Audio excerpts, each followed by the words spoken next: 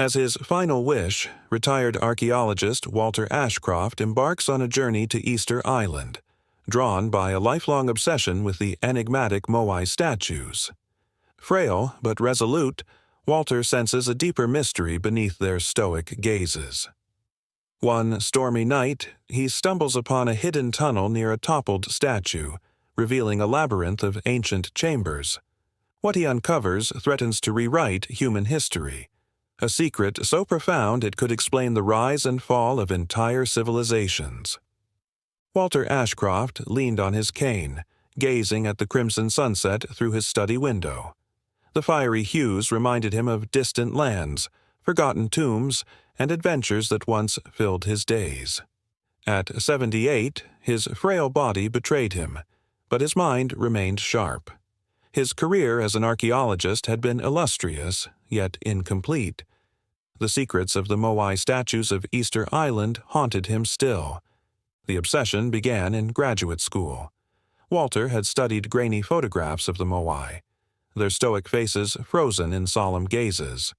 While others dismissed them as relics, he believed they held a deeper purpose. Their enormity, placement, and mysterious aura hinted at something greater than history dared to tell. It was a conviction that drove him to challenge convention, earning both admiration and ridicule. Yet, it was an obsession he shared with his late wife, Margaret. Now, facing the relentless march of a terminal illness, Walter's time was running out. His doctor's words were blunt: months, perhaps weeks. The prognosis didn't frighten him. The thought of dying with unanswered questions did. For decades he had dreamed of walking among the Moai, feeling their silent power and unearthing the truths they guarded. If this was to be his final chapter, he would write it there, on the shores of Rapa Nui. The decision came swiftly. Walter sold what he could, cashed in his savings, and booked a journey to Rapa Nui, the island's native name. The trip was dangerous, but he dismissed the risks. For a man who had spent his life chasing mysteries, this was his ultimate quest. On the morning of his departure, his longtime friend and colleague, Dr. Evelyn Harper, visited him. Evelyn, an anthropologist, had always supported his theories, even the more fantastical ones. "You're really doing this, aren't you?" Evelyn asked, her tone a mix of admiration and concern. "I have to," Walter replied. "If I don't, I'll die with questions unanswered. I can't leave this life without at least trying." Evelyn sighed. "Promise me you'll be careful. The island, it's unpredictable." Walter chuckled softly. "Unpredictable is what I've lived for." The journey was arduous. Walter's body protested at every step, yet his resolve remained unshaken.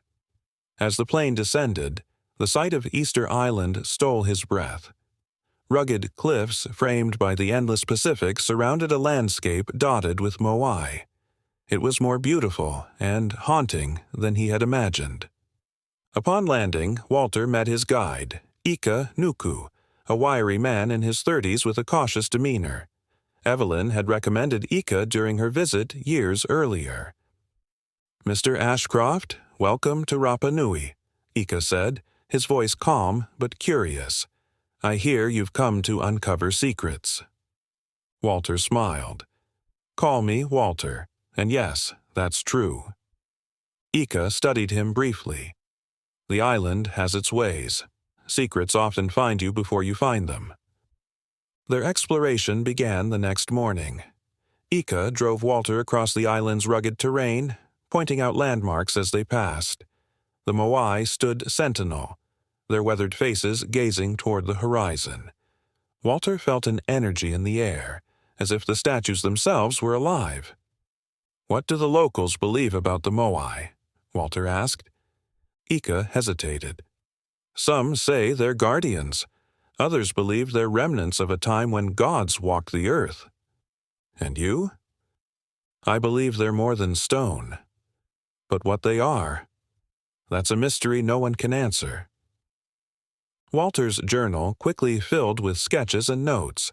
He documented every detail: the chisel marks, faint carvings, and enigmatic placements. Yet, with each observation, more questions arose. Why were some statues buried up to their necks? What purpose did they serve? One evening, as the sun dipped below the horizon, Walter and Ika sat by a campfire near a group of toppled Moai. The air was heavy with silence, save for the crackle of the flames. "Have you ever heard of the breathing stones?" Ika asked suddenly. Walter looked up. "Breathing stones?" "It's an old legend," Ika explained. "My grandmother told stories of stones beneath the Moai. She said they could breathe life into the earth, but their power was too dangerous. The ancestors hid them, burying them deep."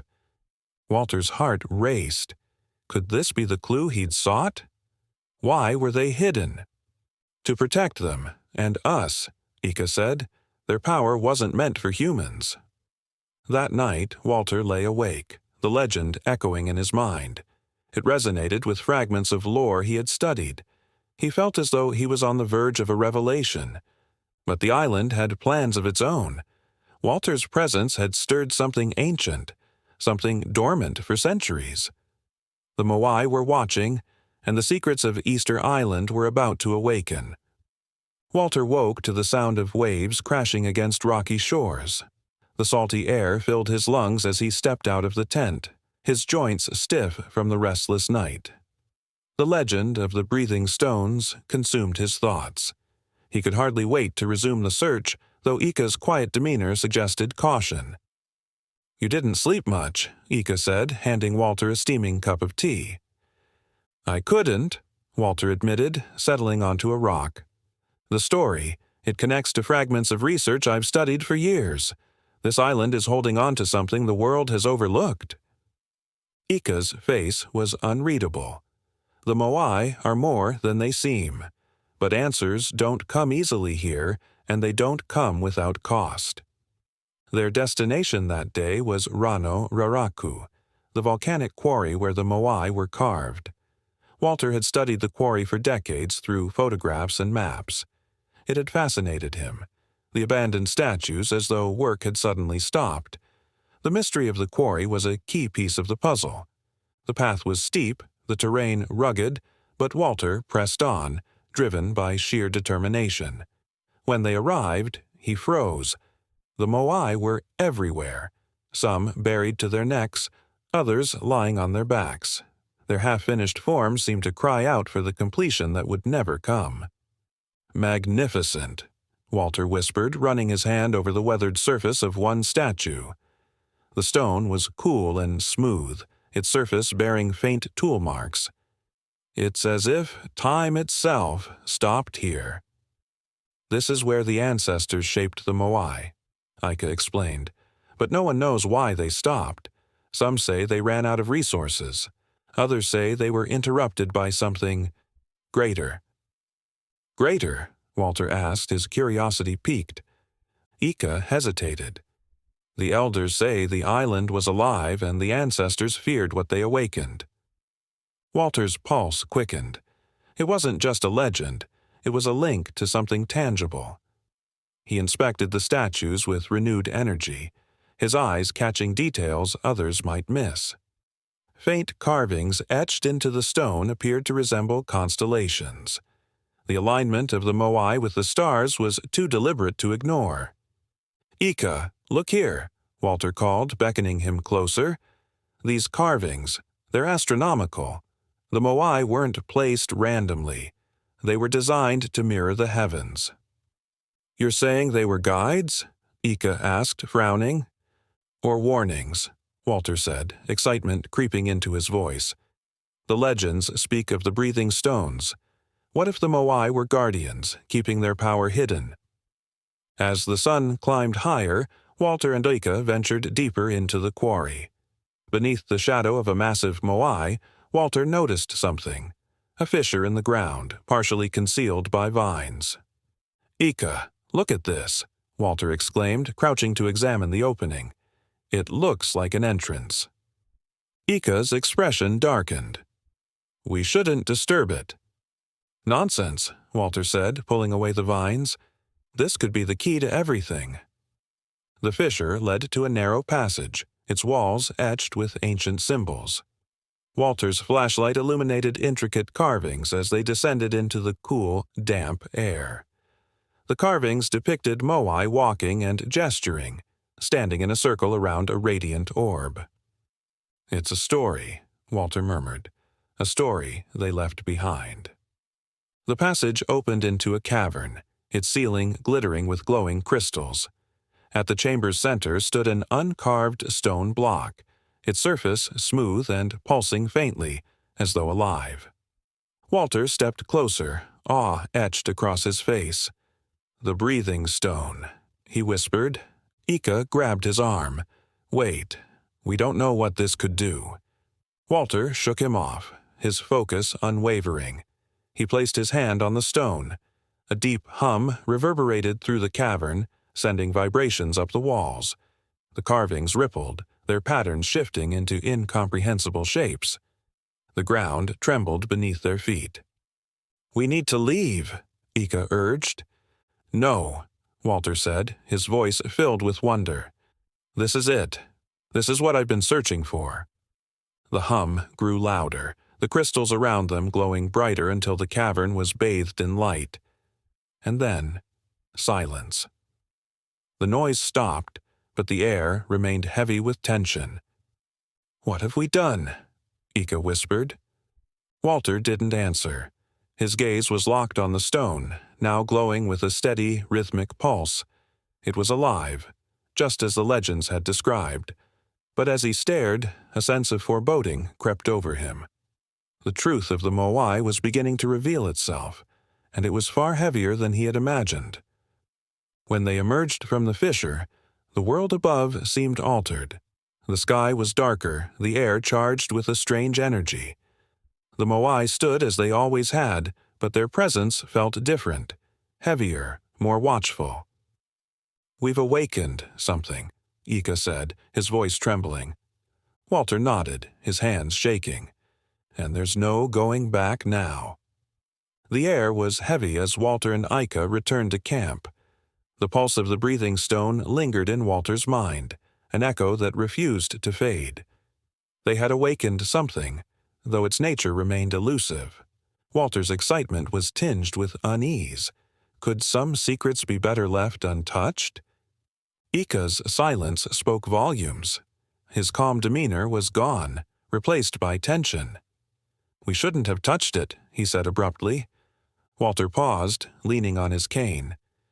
"Do you believe it was dangerous?" Ika frowned. "The elders warned us. The island remembers. That stone, it's been waiting." Back at camp, Walter buried himself in his notes.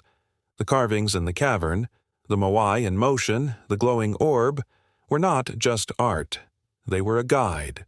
The constellations etched into the Moai aligned perfectly with the stars. Walter realized the statues weren't simply monuments. They were markers, pointing to something hidden deep within the island. "Ika," Walter called, motioning him over.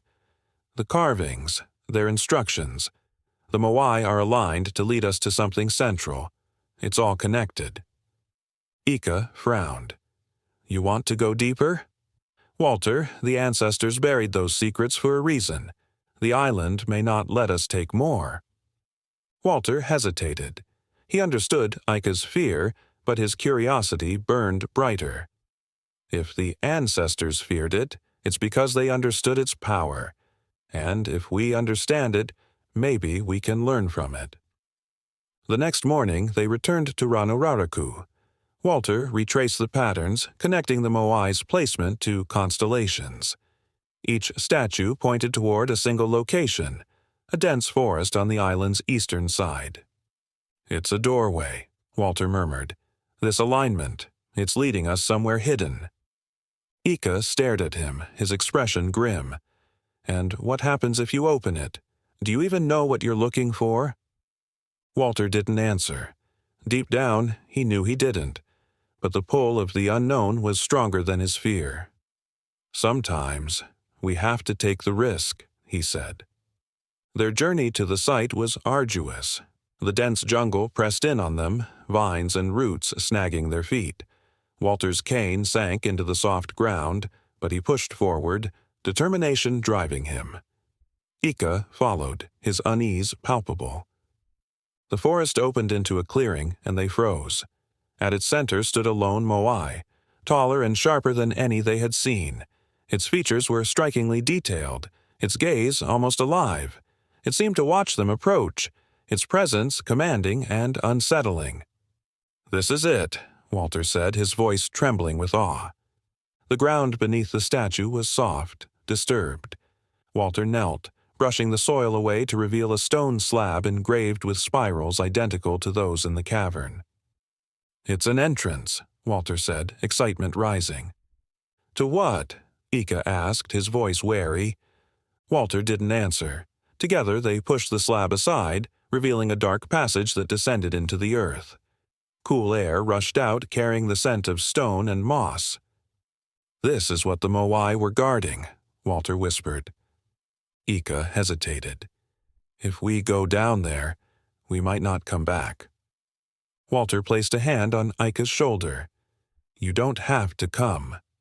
But I have to see this through." After a pause, Ika sighed. "If you're going, I'm going too. Someone has to make sure you come back."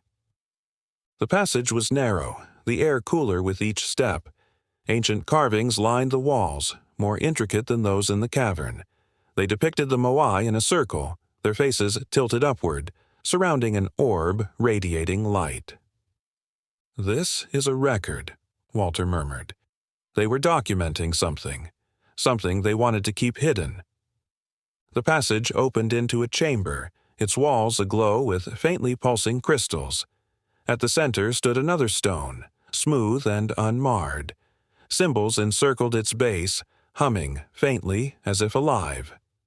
Walter approached cautiously. "This is different," he said, running his fingers over the carvings. "It's not just a stone. It's a key." Ika hung back, his wariness clear. A key to what? Walter didn't respond. The pull of the stone was undeniable, its energy coursing through the chamber. Placing his hand on its surface, he felt the air shift. A low hum filled the chamber, growing louder with each second. "Walter, stop!" Ika shouted, alarmed. But Walter couldn't stop. The carvings on the walls rippled, their patterns rearranging into shapes that defied comprehension. The hum rose to a deafening roar, and the ground shook beneath them. "We need to leave," Ika yelled, grabbing Walter's arm. Walter pulled free, his eyes wide with wonder. "This is it. This is the answer." The light in the chamber intensified, flooding the space with brilliance, and then, as suddenly as it had begun, everything stopped. Silence fell, the air heavy with tension. "What have you done?" Ika whispered. Walter didn't answer. His gaze was locked on the stone, now glowing faintly with a rhythmic pulse. It wasn't just alive, it was aware. As they ascended to the surface, the world above seemed different. The sky was darker, the air charged with energy. The Moai stood silent, but their presence felt heavier, more watchful. "We've awakened something," Ika said quietly. Walter nodded, his hands trembling. "And we're only just beginning to understand what it is." Walter and Ika emerged into a world that felt both familiar and alien. The sky churned with dark clouds, streaks of lightning illuminating the unnatural gloom. The Moai, silent sentinels for centuries, seemed alive, their watchful presence heavy on Walter's mind. There was a stillness in the air, charged and uneasy, as if the very island was holding its breath. "We've done something," Ika muttered, his voice laced with fear. "The island, it knows." Walter leaned on his cane, his thoughts racing. Discovery had always thrilled him, but this was beyond anything he'd imagined. The energy in the air was tangible, vibrating against his skin like an unspoken warning. Was this the island's reaction to their intrusion, or was it something much older? "We need to document this," Walter said finally, his voice steadier than he felt. "Whatever it is, it's part of the story." Ika shook his head. This story isn't ours, Walter. The ancestors didn't bury these things to preserve them. They did it to protect us."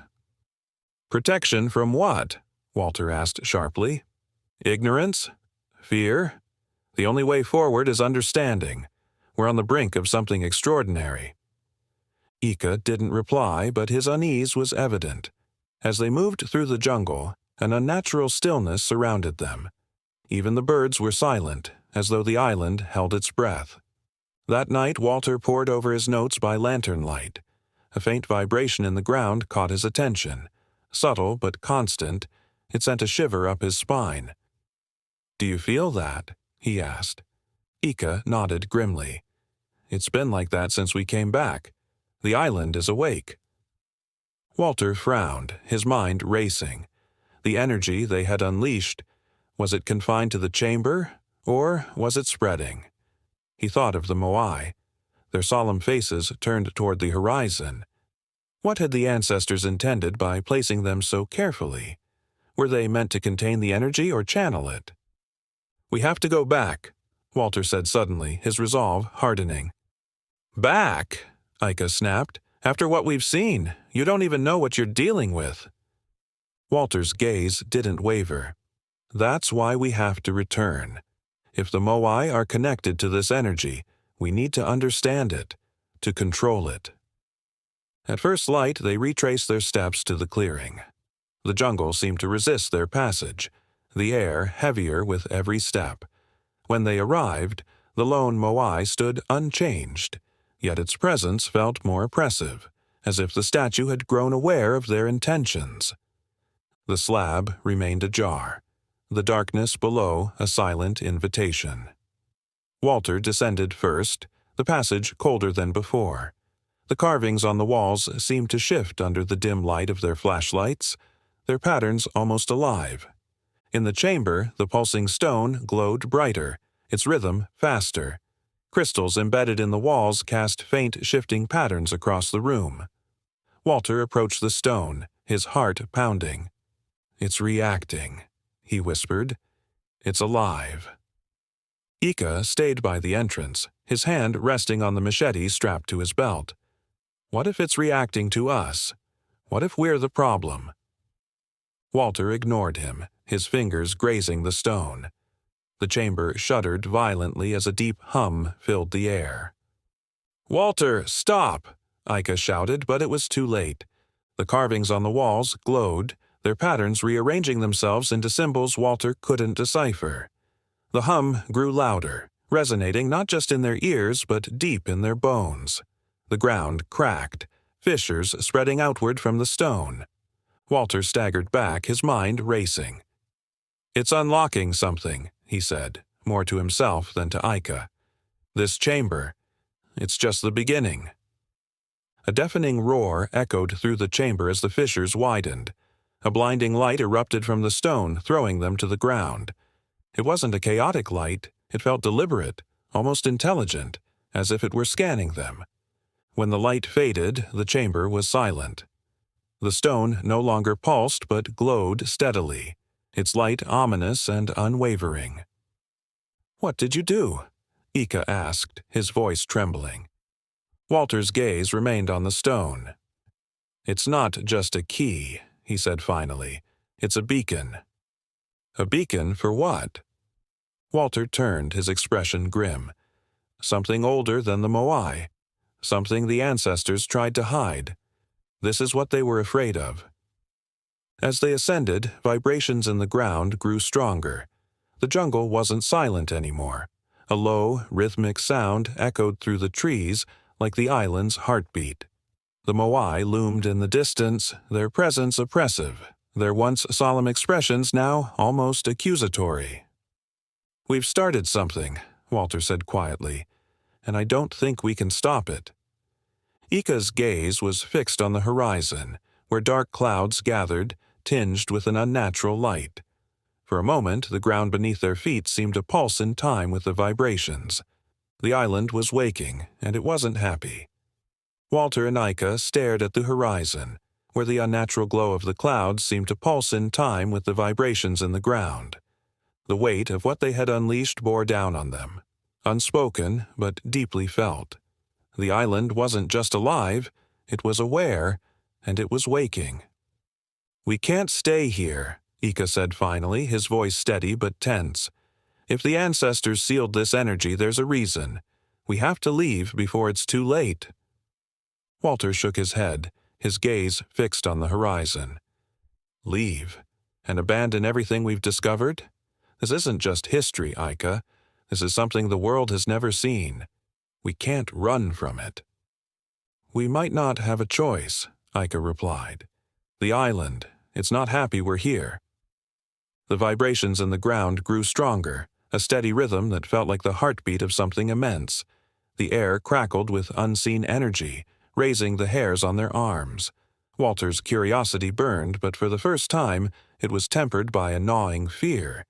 He had chased mysteries his entire life, but none had ever looked back at him like this. "The chamber! It's not just a tomb. It's a message," Walter said. "The carvings on the walls, the way the stone reacted. It's trying to tell us something." "And what if the message is to stop?" Ika snapped. "You saw what happened when you touched that stone. You think you're in control, but you're not." Walter met his gaze, the determination in his eyes unwavering. "That's why we have to go back. If the ancestors sealed this power, then they knew how to control it. We need to understand their warnings." Reluctantly, Ika nodded. The fear in his eyes hadn't diminished, but he knew Walter wouldn't stop. Together, they began their descent back into the jungle. The path to the chamber seemed longer, the jungle thicker and more resistant. The vibrations in the ground made each step heavier, as though the island itself was trying to hold them back. When they reached the clearing, the lone Moai loomed over them like a silent guardian. Its sharp features seemed more pronounced, its gaze more piercing. The slab covering the passage lay open, the darkness below inviting yet foreboding. "This is madness," Ika muttered, but he followed Walter into the depths once more. The air in the passage was colder than before, and the carvings on the walls seemed to glow faintly, their patterns shifting as if alive. When they entered the chamber, the stone at its center was no longer pulsing. Instead, it radiated a steady light, casting eerie shadows across the room. Walter moved toward the stone, his hands trembling. "The carvings," he said, pointing to the walls. "They've changed." Ika hesitated. "What do you mean?" Walter traced the glowing symbols. "They're forming new patterns. It's alive, reacting to us." The chamber began to hum softly, the sound growing louder. The air grew heavier, pressing against their chests. Walter's heart raced as he pieced together the story told by the carvings. "The ancestors didn't just seal this energy," he said. "They warned against it. This isn't just power, it's something alive." Ika backed away. "You mean we've been waking it up this whole time?" Walter nodded, his throat dry. "The Moai, their placement, the way they face outward, they're not just statues. They're sentries, meant to contain this, and we've broken the seal." The ground trembled, and a deep roar echoed through the chamber. The light from the stone intensified, bathing the room in an otherworldly glow. Walter and Ika staggered as fissures spread across the walls, revealing veins of pulsing energy. "We need to leave," Ika shouted, grabbing Walter's arm. But Walter resisted. "If we leave now, we might never understand it. This could be our only chance." "Or our last mistake," Ika yelled, dragging him toward the passage. The roar grew louder, the vibrations threatening to topple them.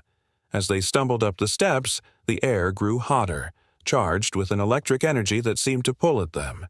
When they reached the surface, the world above had changed. The sky was darker, the clouds swirling in unnatural patterns. The Moai stood tall, their faces turned slightly, as if watching the chamber below. A low, rhythmic sound echoed through the jungle, the heartbeat of the island now audible even above the wind. Walter collapsed onto the ground, his breath ragged. "It's awake," he whispered. Ika didn't respond. His gaze was fixed on the horizon, where a faint glow pulsed in the distance. The energy was spreading, radiating outward like ripples in a pond. "What do we do now?"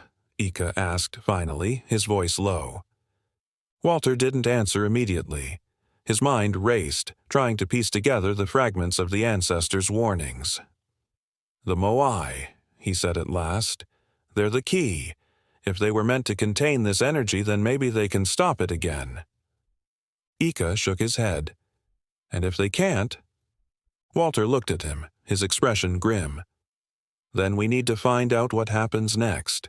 There's no turning back now." As they stood in the clearing, the ground beneath their feet pulsed in time with the vibrations. The island was alive, and it was angry, and Walter knew their time was running out. The clearing felt smaller now, its boundaries closing in as the vibrations beneath the ground grew stronger. Walter and Ika stood frozen, the rhythmic thrum of the island's pulse resonating in their chests. Overhead, the storm clouds churned, each crack of lightning illuminating their grim expressions. "We don't have much time," Ika said, gripping his machete. "The energy, it's spreading. Whatever's been contained here is breaking free." Walter adjusted his cane, his mind racing. "The Moai," he murmured. "They're not just sentinels. They're part of a mechanism. If we understand their alignment, we might reverse this." "You don't even know if that's possible," Ika snapped. "What if it's already too late?" "Then we still try," Walter said firmly. "The ancestors created a way to seal this. The Moai are the key." Ika's jaw tightened, but he nodded. "Then let's move before the island buries us." Navigating the jungle, the landscape seemed to shift. Trees loomed larger, their branches twisting unnaturally. The air crackled, and low, guttural roars echoed in the distance. The island wasn't just awake, it was alive. They reached the first Moai, its massive face tilted skyward. Walter ran his hand over the weathered stone. The carvings were faint but deliberate, etched with precision that defied time. "These symbols," Walter said, tracing the patterns, "they're astronomical. Each Moai is aligned to a celestial point, like pieces of a puzzle." "How does that help us?" Ika asked, glancing nervously. Walter's eyes sharpened. "If we align them correctly, we might redirect the energy. Contain it." "And how do we move them?" "We don't," Walter replied. "We find the axis where their energy converges." Pushing deeper into the jungle, the ground trembled beneath their feet. Fissures spread like veins, but Walter pressed on. This was his life's work, culminating in a moment of terror and discovery. They stumbled into a clearing unlike any other. At its center stood a massive Moai, its features sharper and more intricate than the others. Its eyes seemed to glow faintly, radiating energy that was mesmerizing and foreboding. "This is it," Walter whispered, "the axis." The ground beneath the Moai was etched with spirals, radiating outward in perfect symmetry. Walter dropped to his knees, his fingers tracing the markings. "This is the mechanism," he said, his excitement barely contained. "If we activate it, we can channel the energy back into containment." "Activate it how?" Ika demanded. "The ancestors aligned the Moai using the stars. If we replicate that alignment, match it to current positions, it might trigger the mechanism." "And if you're wrong?" Walter didn't answer. Sketching constellations in the dirt, he cross-referenced them with the spirals. The jungle roared around them, the air vibrating with tension. "Ika," Walter said, "the outer markers, align them to these points." Ika hesitated, then moved quickly to follow instructions. Each marker clicked into place with a resonant hum. The spirals lit up, their energy radiating toward the Moai, which glowed brilliantly. "It's working," Walter breathed. A deafening roar split the air as the ground shook violently. The Moai surrounding the clearing turned, their faces tilting toward the axis. Walter and Ika clung to the earth as energy surged around them. The central Moai emitted a beam of light that shot skyward, piercing the storm clouds. The jungle fell silent, the vibration subsiding as the energy stabilized. Walter trembled, watching the light pulse in rhythm with the island's heartbeat. "It's contained," Walter said finally, his voice shaking with relief. "Let's hope it holds," Ika muttered. The light dimmed, leaving only faint carvings. The oppressive energy dissipated, the jungle still once more. The silence that followed was deafening, not of peace but of caution, as though the island itself were holding its breath. As they returned through the jungle, the weight of what they had witnessed settled over them. Walter's heart was heavy, not with regret, but understanding. The island's secrets were vast, and they had only scratched the surface. Every step felt like a retreat, a step away from a mystery they might never fully solve. At the shore, Ika turned. "Do you think it's over?" Walter stared back at the jungle. "No," he said quietly. "It's never over. The island remembers." They boarded the boat, its engine humming softly. Walter lingered at the edge, his gaze fixed on the retreating shoreline. The jungle, the Moai, the very earth, it had been alive, responding to forces far beyond human understanding. As the boat pulled away, the first waves of relief washed over him, tempered by the weight of what they had awakened. The island may have been contained, but it was alive, and it would never forget. Above them, the sky lightened, the storm clouds dissipating as the sun rose higher. But in Walter's mind, one truth remained.